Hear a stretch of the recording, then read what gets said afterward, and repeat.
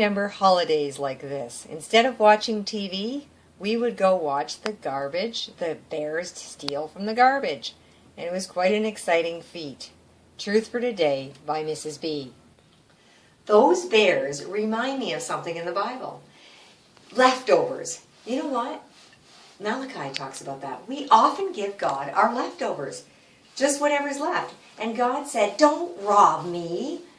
Because they would give him the sheep, and they would give him the blind sheep, and they would eat the good sheep, and they would give him rotten tomatoes and eat the good tomatoes. They gave God the leftovers, just like those bears.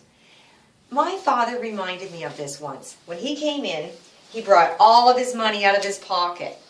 And it was a lot of money, and he started counting it all, and he laid it all down in hundreds. This was his whole pay for the week, and I stood behind my mom, and I watched as he did this. 300, 400, 500, 600, 700, 800, all this money. And he took the first batch of money and he said, this, Barbie, that was my mom, that goes to God, right off the top. And then I know there was missionaries that needed money. I heard them talking about it in church. I want that to go to the missionaries. And then he would go through the rest of the money. That's for groceries.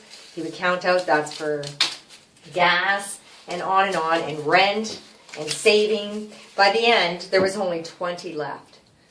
But the biggest lesson I learned that day was I learned that the first money went to God. My father taught me that. The very first of everything you have should go to God. Not just your money, but your time. Do you give God leftover time at the end of the day when you can't even see straight? Or do you give God the best of your time? What about your abilities? Do you give God the best of your abilities? Or do you use them all up at work and other places? And when it comes to doing things for God, he gets second fiddle. God says, don't rob me. Give me the first, right off the top. Don't treat me like a bear in a garbage dump, so I have to eat the leftovers.